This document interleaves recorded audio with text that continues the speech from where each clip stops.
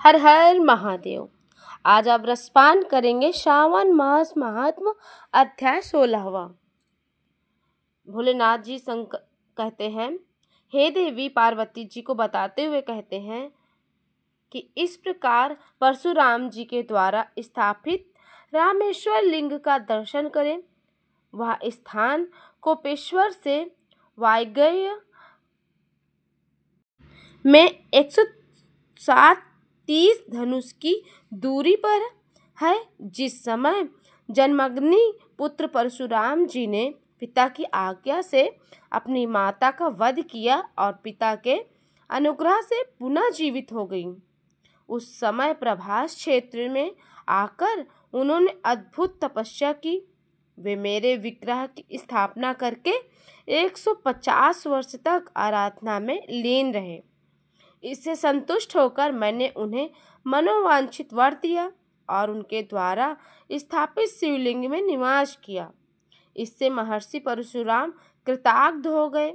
फिर भूमंडल के संपूर्ण क्षत्रियों के 21 बार संहार करके माता पिता के ऋण से उऋण हो गए। जो मनुष्य उनके द्वारा स्थापित शिवलिंग का भक्ति पूर्वक पूजन करता है, वो समस्त पापों से मुक्त होकर मेरे धाम में जाता है। रामेश्वर से 20 धनुष के अंतर पर नैवेद्य कोण है में चित्रलेश्वर शिवलिंग है।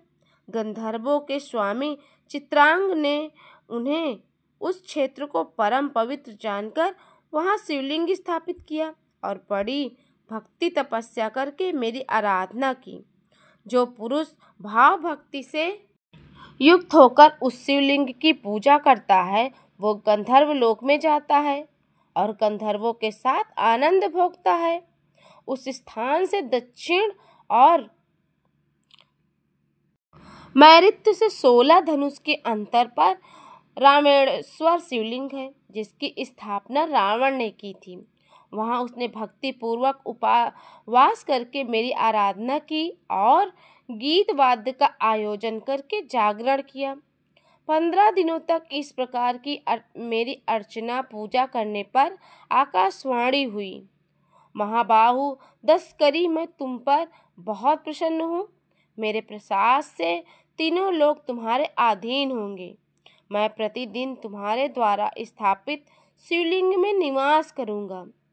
राक्षस राज जो मनुष्य भक्ति पूर्वक रामेश्वर शिवलिंग की पूजा करेगा, वो शत्रुओं से अजय होंगे और मेरी कृपा से उन्हें परम सिद्धि प्राप्त होगी।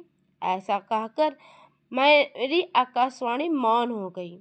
रावण ने भी संतुष्ट होकर बारंबार मेरा पूजन किया और तीनों लोक पर विजय पाने की इच्छा रखकर वह पुष्पक विमान पर आरूढ़ होकर अभीष्ट स्थान को चला गया। रामेश्वर से पश्चिम 5 धनुष दूरी पर सौभाग्य गौरी का निवास है, जहाँ पर सौभाग्य की इच्छा रखने वाली अरुंधति जी ने गौरी जी की आराधना से तत्पर होकर घोर तपस्या की थी। गौरी देवी के प्रसाद से ही उन्हें उत्तम सिद्धि प्राप्त हुई।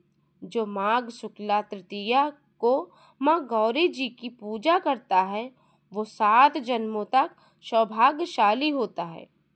महादेव जी कहते हैं कि रामेश्वर से वाग्य यज्ञ कोण से 30 धनुष की दूरी पर पोलेमीश्वर लिंग है। इसकी स्थापना पोलो मिश्र ने की थी। जिस समय तारकासुर ने देवताओं का राज छीन लिया और स्वयं इंद्र पर पथ पर अधिकार जमा लिया तथा उसके भय से व्याकुल इंद्रदेव कहीं चले गए, उस समय उनकी पत्नी सुचि ने शोक से दुर्बल होकर मेरी आराधना की। इससे संतुष्ट होकर मैंने सची से कहा कि देवी, मेरा पुत्र तारकासुर का वध करेगा, तुम निश्चित होकर जाओ। जो मनुष्य पोलोमिश्र लिंग का पूजन करेगा, वह मेरा पार्षद होकर मेरे समीप पहुंच जाएगा। यह सुनकर पतिव्रता इंद्राणी इंद्रराज के पास चली गई। महादेव जी कहते हैं, वही पाताल विवरण से युक्त एक महापीठ है जहाँ महाकाली निवास करती है। वो सब दुखों की शांति तथा समस्त शत्रुओं का नाश करने वाली है। कृष्ण पक्ष की अष्टमी को आधी रात में गंध पुष्प आदि से विधि पूर्वक पूजा करने पर वह समस्त दुखों को दूर करती है। जो स्त्री शुद्ध चित्त होकर 1 वर्ष तक प्रत्येक शुक्ल पक्ष की तृतीया को विधि पूर्वक देवी की पूजा करती है, वह 7 जन्मों तक क्षुधा, दुर्भाग्य और इन सब के कष्टों को नहीं भोगती है। तो ये था अध्याय 16वां। ये अध्याय आपको कैसा लगा कमेंट में ज़रूर बताइएगा, और वीडियो अच्छी लग जाए तो वीडियो को लाइक कर दीजिएगा, और चैनल पर नए हैं तो चैनल को सब्सक्राइब कर दीजिएगा।